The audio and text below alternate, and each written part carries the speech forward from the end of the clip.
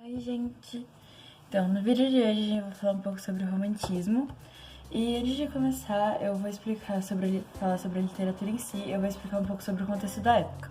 Na Europa, surgiu entre o século XVIII até a metade do século XIX, e ele influenciou a literatura, a arquitetura, a música. A partir desses séculos, tudo começou a ficar diferente. Ele também foi um movimento oposto ao classicismo, ao racionalismo e ao iluminismo, enquanto todos tentavam buscar uma razão lógica e uma explicação com base de fatos. O romantismo ele vinha com uma questão de mais emocional e buscando mostrar o ser humano, focando mais no homem. Os primeiros livros publicados na Europa em si foram O Árabe Prevushi, de Menon Lescaut, e A História de John Joseph, de Henry Fielding. As características são a oposição ao modelo clássico, são textos em prosa, os textos não são mais vistos em redondilhas, por exemplo, né, que era bem visto na época. Os indivíduos são o centro de tudo, ou seja, tudo na literatura passa a ser focado no homem. A exaltação do nacionalismo e da natureza, ou seja, eles começam a focar muito mais no nacional, eles têm esse foco falando sobre o país, sobre a natureza. Eles também começam a idealizar muito a mulher e os sentimentos, porque como na época a maioria dos textos eram escritos por homens, eles começam a ver a mulher como eles enxergam, eles começam a escrever sobre ela da forma que eles veem. Começam as criações dos heróis nacionais, que são pessoas que salvam a nação e mudam a história. Tem a supervalorização do sentimento, que é bem visto em romances até hoje, que é o sentimento é a base de tudo, o sentimento muda tudo, o sentimento é o foco. Também a saudade, ela é bem presente nesses textos. Os escritores falam sobre saudade de infância, saudade de uma amada, saudade de alguma coisa do tipo.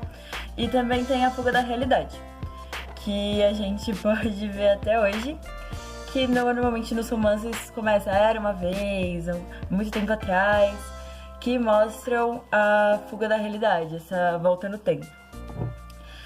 O romance, ele passou por 3 fases, que é o nacionalismo, passou pelo mal do século, e o ultrarromantismo, que é meio que a fantasia que habita o romance, que faz ele ter esse toque mágico e essas coisas que a gente pode ver. Já no Brasil, o romance teve marca inicial depois do romance Suspiros Poéticos e Saudades, de Gonçalves Magalhães, em 1836. Eram textos em prosas que são muito importantes até hoje para a nossa literatura, porque eles fizeram ela mudar completamente o foco, e de lá surgiram vários nomes que são vistos até hoje, reconhecidos. Um marco bem importante foi a chegada da família real aqui, que mudou muita coisa, mudou muito pensamento, e aí o povo brasileiro ele começou a ter um outro pensamento, uma outra visão sobre o que já existia. Então eles começaram a trazer novas influências, o que foi bem marcante. Também estava surgindo na época várias mudanças, sendo ela na sociedade ou na economia. Eles estavam descobrindo um novo mundo, foi uma fase de transição.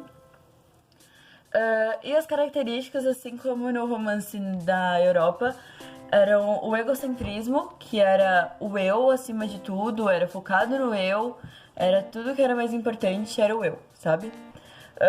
O nacionalismo também, né, falando sobre o povo brasileiro, as belezas que habitavam esse local.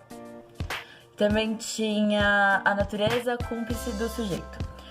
A natureza cúmplice do sujeito nada mais é do que a gente vê hoje em dia, por exemplo, em filmes ou em livros, que o sentimento das pessoas refletem, o sentimento dos personagens refletem à natureza, sabe? O personagem tá triste, aí o que acontece? Chove. O personagem tá feliz, tá o dia com o sol raiando. É assim. Também a fuga da realidade, só que a fuga da realidade ela acontece através da arte, de sonhos, eles colocam muitas vezes, ou até mesmo da morte, como se a morte fizesse a vida dele mudar, mas ele já tá morto. Opa! Mas, enfim, a morte fosse algo bom, algumas vezes, ela conseguisse curar o mal da terra. É isso. E, então, basicamente é isso. O romance, ele é bem visto até hoje. As características não mudaram, se a gente for analisar. O homem continua sendo o centro, os personagens têm muito foco.